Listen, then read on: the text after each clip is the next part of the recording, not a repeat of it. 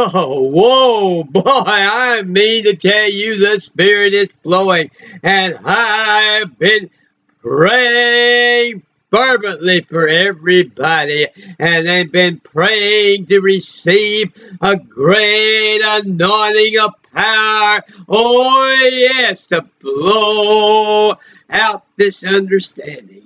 And welcome, I say, welcome, welcome, welcome then to all of you that are risen with Christ and those that want to understand how to be risen with Christ. We are teaching a series, a New Testament survey series on right now the book of Ephesians. This is our regular 1:30 session on Ephesians. It is now 1:30 p.m. Central Standard Time in the United States of America, and this is always our time to teach on Ephesians. And so we are so delighted to be enlightened and to be enlightening, and so we're going to start delighting and enlightening in Ephesians. So let us get started. Now, we left off, and we left off yesterday in verse 9 of chapter 3.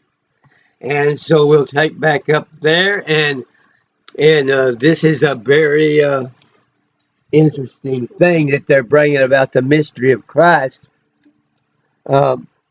He says, and to make all men see what is the fellowship of the mystery, which from the beginning of the world hath been hid in God, who created all things by Jesus Christ.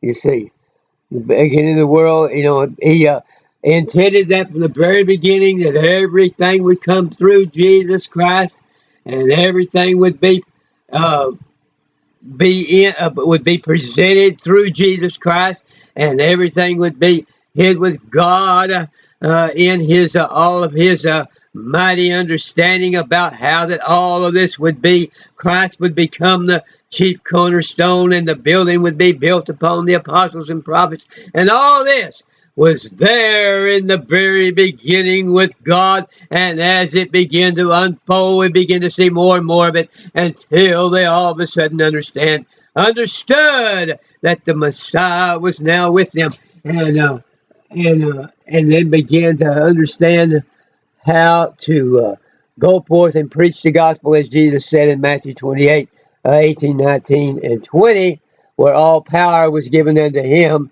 Go ye therefore and preach to all nations, preach the gospel, baptizing in the name of the Father, Son, and Holy Ghost. And so then he says, to the intent that now unto the principalities and powers in heavenly places might be known by the church the manifold wisdom of God.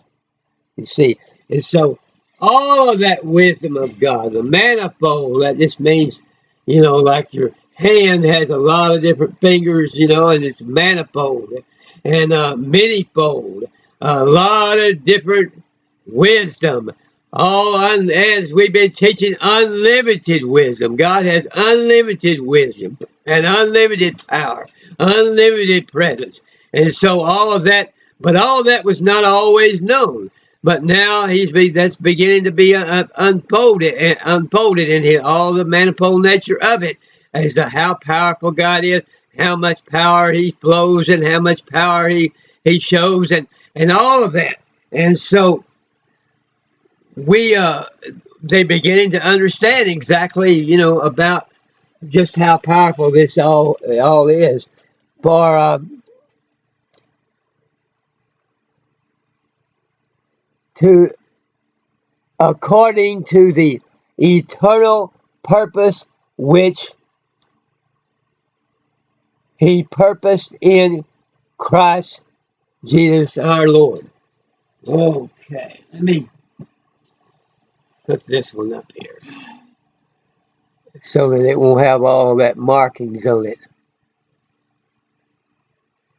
Okay, yeah, okay. So, to the intent that now unto the principalities and powers in heavenly places might be known by the church the manifold wisdom of God, according to the eternal purpose which he purposed in Christ Jesus our Lord. And so now they have the wonderful ability through the power of Christ and the risen Savior and being risen with Christ, and the wonderful privilege of being able to go into all the world, opening up all of these wonderful things about the mystery of Christ, all these manifold elements of the wisdom and elements of the power, ability to heal, and all the other things that Christ is within Christ and is being opened up to all the world now. And they are being some of the first ones that were had the privilege of being in on that from the ground floor. And so it was a marvelous thing that was going on there, and what they were beginning to understand was going to continue to go on and happen so marvelously and magnificently, and all of that was planned from the very beginning. God knew all this from the very beginning and had it all in his mind, and just proceeded to put it into the history, and it just went right on, and nobody has been able to oppose it since then. The Bible was written. He had that in his mind that the Bible was going to be written. The Bible was written, and they tried to do away with it. They tried to burn them all. They tried to get rid of it. They tried to get rid of this gospel, and yet it just continued to go on and grow and grow and grow. And now, of course, we've got billions of Bibles, and we've got the gospel all over the world, and anyone who wants to receive Christ has just about nearly anyone has the opportunity to do so. And so it was a marvelous thing that he's talking about here. uh, Wherefore I desire that you what is happening here? Wherefore I desire that ye faint not at my tribulation for you, which is your glory.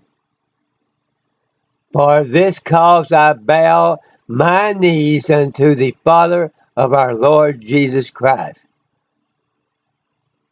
Okay, it says, don't worry any about how much tribulation, how much whatever persecution, bodily injury, being in jail, whatever. Don't worry about all of those things that I'm having to go through, but I'm doing it for the glory of God, and it becomes a glory that we all can share in, and will be an eternal thing which we will share in for all eternity. And it is such a marvelous, glorious thing, and such an enjoyable thing, and such a joyful thing, and such a healing thing, that it is a minor. The tribulation becomes just a minor point, just a candle in the face of the sun. Right. And so he said, don't worry about the tribulation, worry about the glory that is going to be continually poured out, and how great it's going to be, and what glory it's going to give Jesus, and how marvelous all that's going to work out throughout eternity. It's just a marvelous thing. And so tribulation is just the back seat, just way back in the rear view mirror. Okay, so it says, of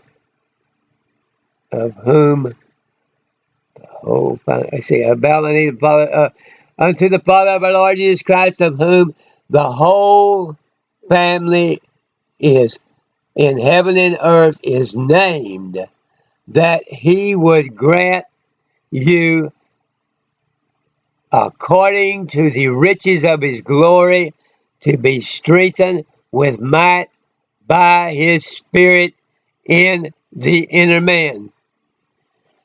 Oh, yes. You see, that was what he was concentrating on, not on the tribulation and not on all the things that were going on at the time, but that throughout the ages, all of that strength was going to come into all the future saints, and they were going to be strengthened in their inner being and in their inner selves through all of this glory that is transpiring here, and all of the glory of the gospel and the power of God was going to be known unto them, and then they were going to turn to Jesus and let him send to them those rivers of living water, and they were going to receive that glory of what Christ did and that power of it all, and be able to flow it out into the world and take part in it and take part in the flow of it, and all that great strength that they would have within their soul from then on, because of what was done, what is being done here to put the gospel, to send the gospel out into all the known world at that time. And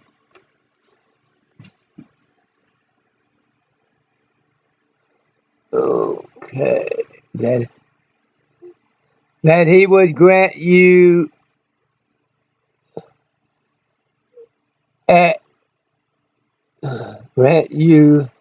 according to the riches of his glory, to be strengthened with might by his Spirit in the inner man, that Christ may dwell in your hearts by faith, that ye, being rooted and grounded in love, may be able to comprehend with all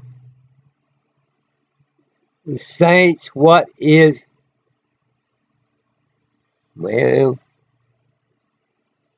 that Christ may dwell in your hearts by faith, that you, being rooted and grounded in love, may be able to comprehend with all saints what is the breadth and length and depth and height.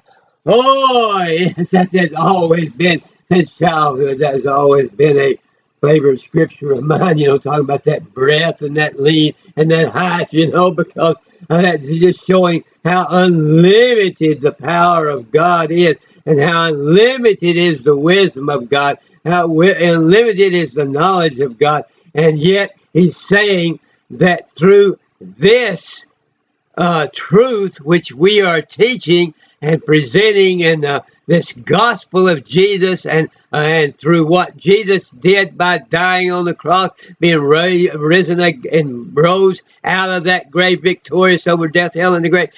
Through all of this, which the gospel presents, and we as his instruments present, you're able to understand all of that. You're able to understand so much of that unlimited power of God, and all of that breath and all that length, and that, just like that song, deep and wide, fountain flowing deep and wide, all of that deepness and that wideness and that power and contained in all the wisdom of God is made plain through the gospel, through what Jesus did, and how that we can accept him as our Savior, and he will flow in us, and his power will flow in us, and we will begin to understand the glory of it all. And so I'm going to pray that everyone will receive within their heart this glory and this power and this understanding now, and that you will heal people of all vestiges of cancer. Just root out all cancer, I pray, in the name of thy holy Son, Jesus. Root out every vestige of any problem with their lungs, any of the COVID-19, any COPD, oh dear God, or any emphysema, or any other cloggedness of the lungs. And dear God, I just pray that you would heal all the kidney problems, and every form of diabetes, and every form of of liver problems, and every form of hepatitis, and any other inflammation. And we just pray now that you would heal people, give them good strong bones, and heal them of all osteoporosis, and firm up their bones. And dear God, just heal people and make them able to be ambulatory and get around good. And I just pray that you just heal people of arthritic pain of every kind, arthritis, rheumatism, arthritis. And oh dear God, just heal people. Oh dear God, God, just give them good, strong, heal them of any back pain, heal them of any kind of lupus, heal them of any kind of